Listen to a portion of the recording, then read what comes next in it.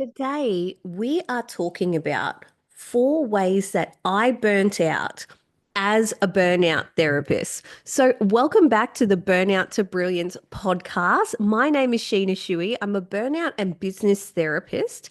And recently, in case you missed it, I was on national television live. I was on Sunrise talking all things burnout. And so when I was getting prepped for the show and ready for the show earlier in the week, I obviously had to talk to the producers. And one of the producers was asking me about my experiences with burnout and my backstory. And I realized that I've shared bits and pieces with you, but not all of it. And so I thought today I wanted to share the 4 ways that I burnt out and why I love talking about this because obviously I can relate to it. I've been there. Now, the 4 ways that I burnt out were from work, from parenting, from my relationship, and then from my business, and entrepreneurship. So I thought I would share all of that. But another thing the producer was asking me about is why did I specialize in burnout?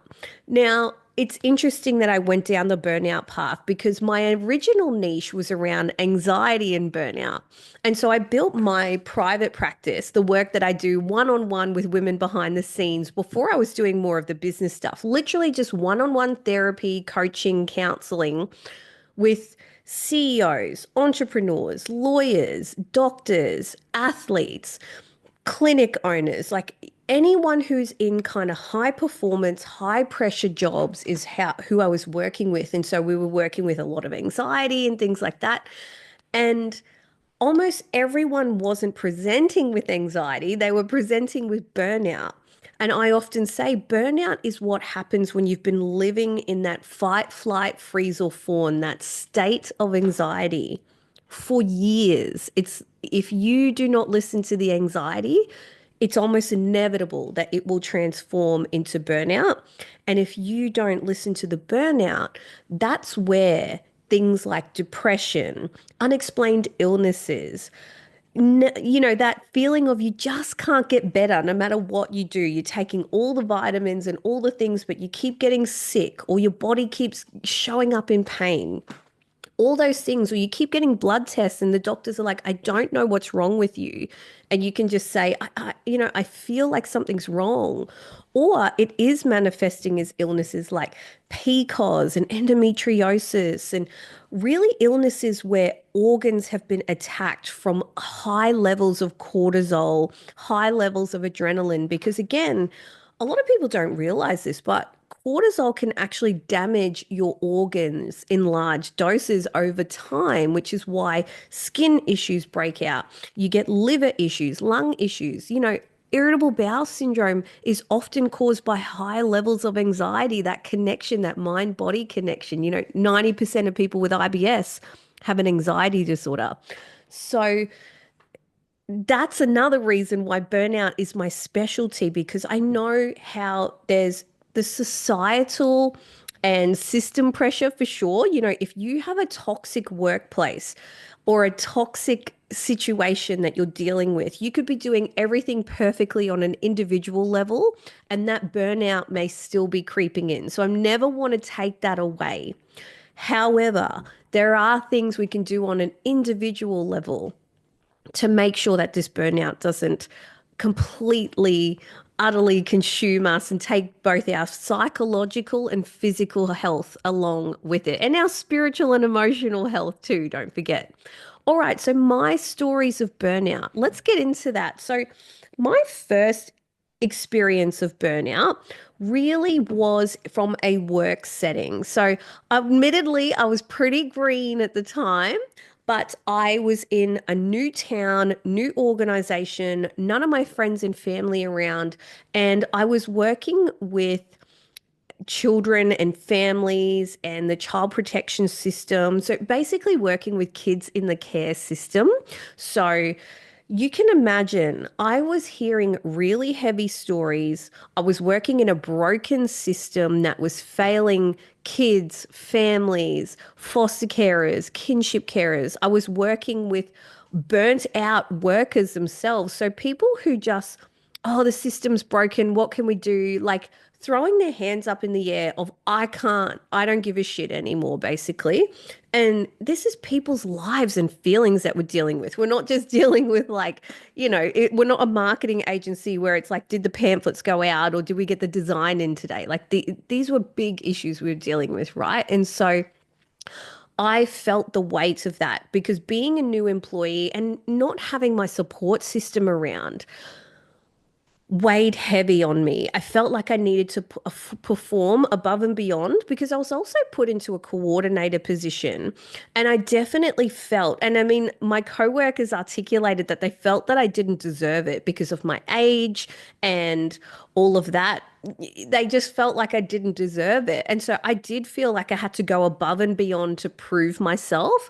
Above and beyond because the work that we were doing was felt so important and above and beyond because I just felt the weight of what we were doing. And my workplace had really hard KPIs that were very clear with me. I have to manage the budgets, the KPIs, all of this stuff, plus serve my clients, plus get my case notes in, plus deal with this heavy emotional stuff while still being empathetic in my one-on-one sessions with clients. And so you can imagine it was a lot.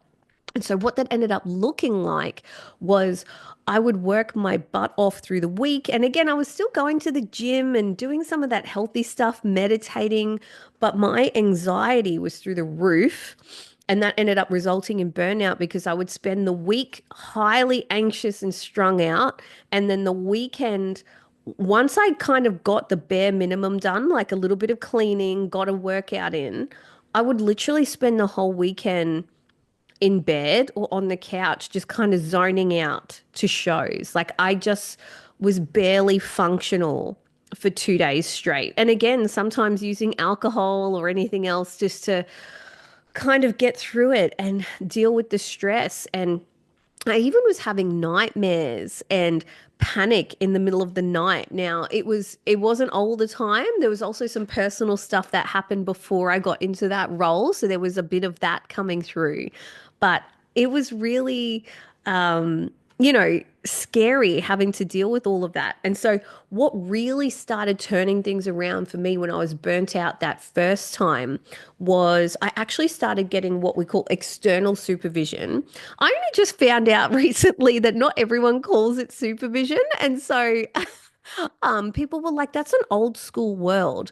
But in the psychology, counseling, and social work and therapeutic spaces, when we catch up one on one about cases or clients or, getting about our work, we call it supervision sessions or supervision practice or supervision. So that's what I mean when I say supervision. So I was getting external supervision, which means I was seeing a psychologist external, so outside of my organization, so that I could get some guidance on my work, but also because it was outside of my work, I was paying for it full fee.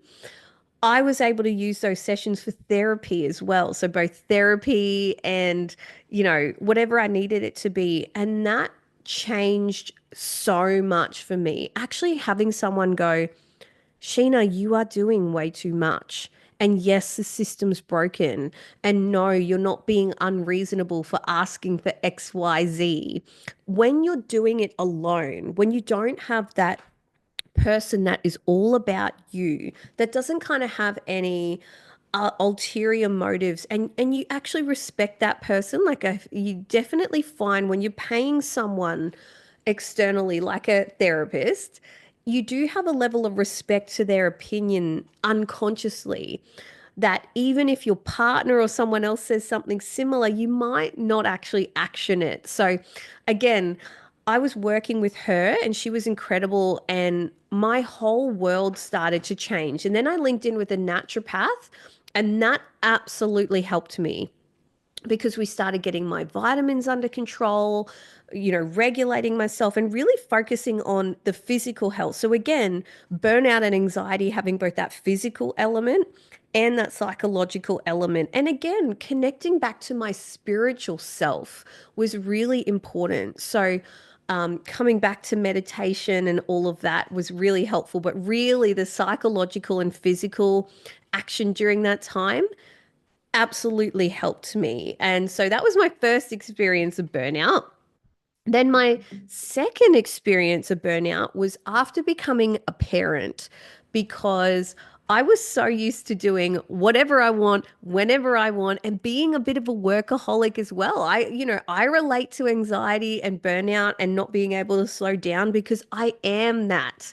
I wouldn't have chosen this area if I am not you. And I get how hard it is to learn how to rest and slow down, right? It's a reason I chose this. Okay. You always choose something you can relate to. So, parenting. I worked up to 38 weeks in my first pregnancy. So for those who don't know, you give birth at 40 weeks. I didn't even contemplate that I wasn't going to make it to 40 weeks. So lucky that I did. Because a lot of people give birth earlier, but I worked right up until that time full time. I wasn't even cutting down to part time and then quitting. It was full time. And yeah, the whole parenting experience was a lot, being at home, and I did not trust myself. That was a similar thing in the first experience of burnout. I didn't trust myself and back myself in my opinion in my workplace because I was young, I was green. People were sort of questioning if I should have been in my role. So I had a need to prove myself rather than holding my own and going, I know what the hell I'm talking about and doing. So in parenting, same sort of thing. I was reading all the books, all the things, talking to all the health professionals about what do I do in this situation or that situation, and it just made things worse. And I really teetered on that postnatal depression and anxiety stuff because I was just anxious and burnt out and I didn't trust myself.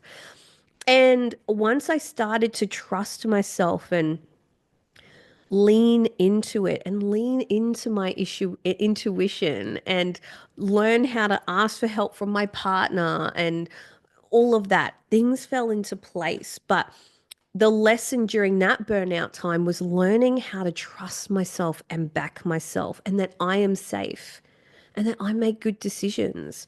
And that was really hard because you don't think of burnout and parenting. You usually think about it in the workplace, but I was so exhausted from parenting and thinking about all the different things rather than actually letting go a little bit and going, Sheena, you were born to do this. You have instinct. Trust yourself, back yourself. So that was a big thing. And again, therapy helped, and actually just finding one or two key health professionals rather than having a whole abundance of them, and stopped the Googling and the scrolling and the advice and all of it, and just learning how to back myself. Really, really important. Third time I burnt out was during my separation and divorce. That was really, really hard to come to the conclusion that I no longer wanted to be in my marriage, then action that conclusion, then have to go through the physical, emotional, financial, parenting, all the separation. It by far has been the most difficult thing that I have ever done in my life. Just to sugarcoat it for you. um it was hard, and I don't want to ever downplay that, and it really burnt me out, and that was leading into 2024. And so I didn't actually stop and take in how much I was going through. I was distracting myself with action. I fell into an old pattern and rut without even realizing it. And it happens to everyone, which is why it is so important to have a coach or a therapist or a mentor to call you out and catch you, or at least get you to think about and reflect when you're doing this. So my old pattern when something is stressful happens, instead of taking care of myself and slowing down, I take action and I try to fix it and I try to move forward and I try to pretend it's not happening. And I try to think that, oh, if I achieve this, then I'll feel better about this situation. And so what happened was I was going through the hardest time in my separation in my life. My whole life blew up. And there's other episodes on that, but I blew up my life in all areas, like my finances, my house, like I had to let go of my house. There was so much going on, but I was throwing myself into a new business with a business partner, and I it was taking up so much of my time alongside this business that I run now, Savasana Collective. I was doing several businesses at once and helping other people with their startups. There was so much going on. And that was because I fell into action rather than slowing down and taking care of myself when I was stressed and anxious. And so what ended up happening is I was still in the grips of the burnout and the recovery from my relationship and everything that happened during the separation and the parenting and having to go 50-50 with my kids, right? So parenting on top of that and all of that. Then I ended up having a bit of a situation around the business where I just shouldn't have done that business in the beginning. I shouldn't have made that decision, but I was so distracted and I fell into an old pattern. Then I ended up having to close that business and lost time, money, energy, and also had to deal with a business partner where it didn't always end amicably, right?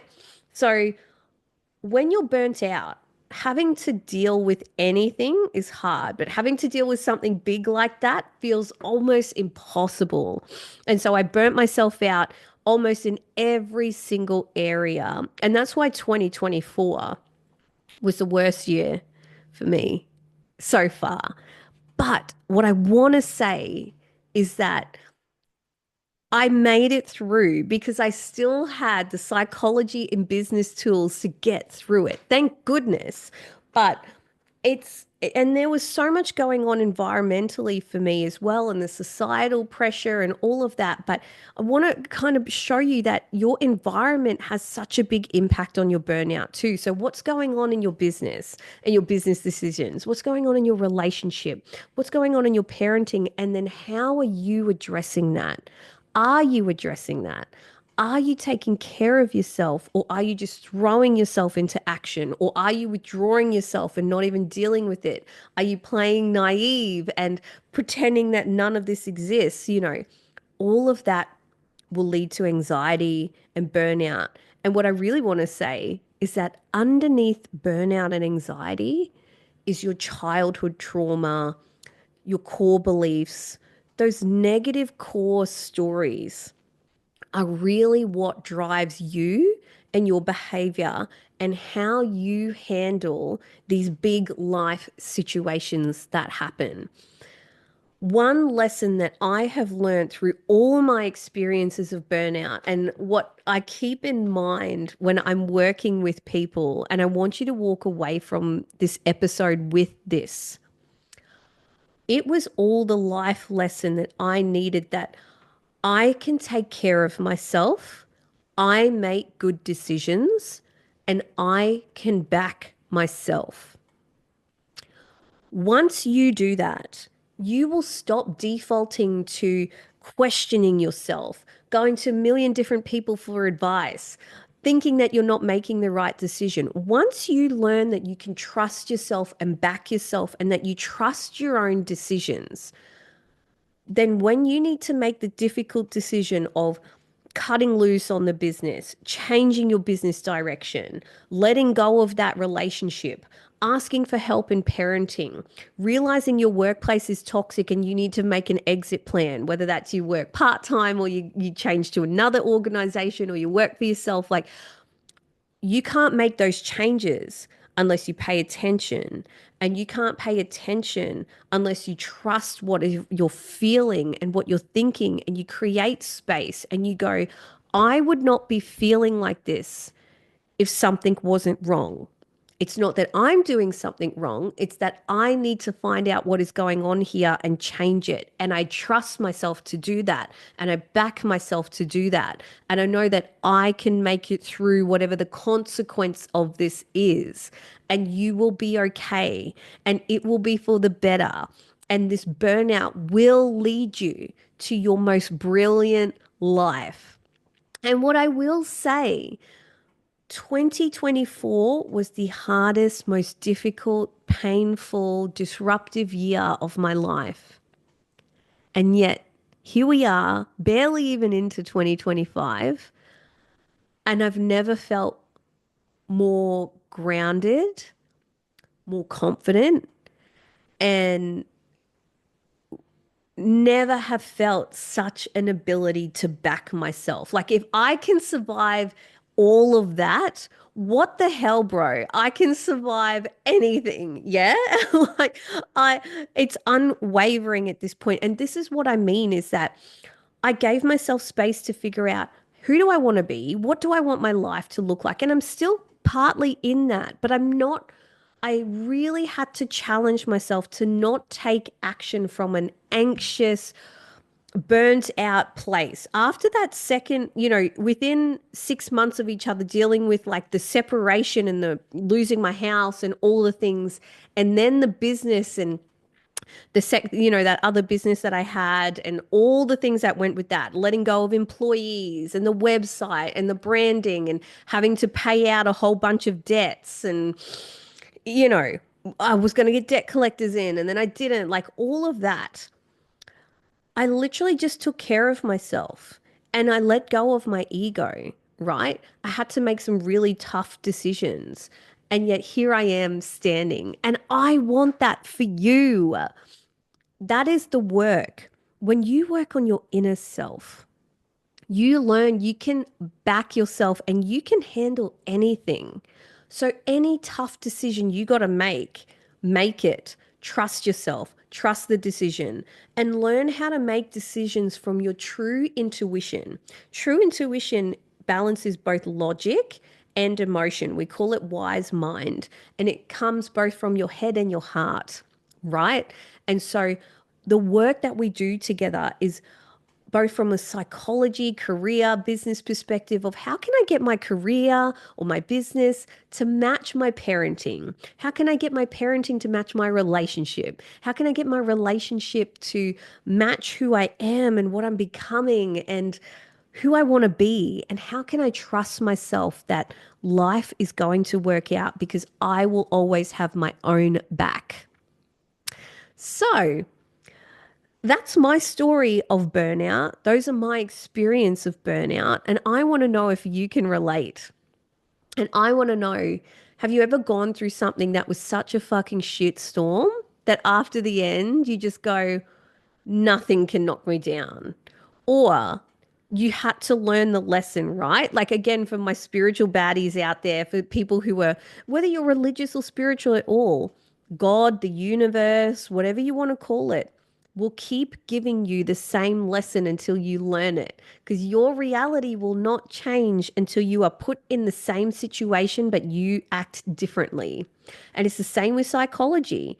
You will keep putting yourself in situations, and your job is to learn how to act differently. Even though you want to have your default behavior pattern, you need to learn how to hold yourself differently, think differently, act differently, despite how uncomfortable it feels and how easy it is to do what you used to do, but choose the new, most brilliant version of you. All right, beautiful souls. I hope you got a lot out of that. I'm hoping that you did because our stories are someone's survival guide, right? And so, whether you're going through some difficult decisions in your career or your business or your relationship, struggling with parenting or just life in general, know that I've been there, know that I get it, know that I've helped hundreds of women just like you get it, and you will get there. But doing it alone is not the answer. So make sure you reach out to someone like myself, a therapist, a mentor, a coach, reach out to some health professionals, get that support intact, and take care of you. Do the things you need to do to come back to you. and it'll all work out and you will get through this. You will. I know you will. All right, beautiful souls, have a wonderful day, a wonderful week, and I will see you in the next episode of Burnout to Brilliance. Bye for now.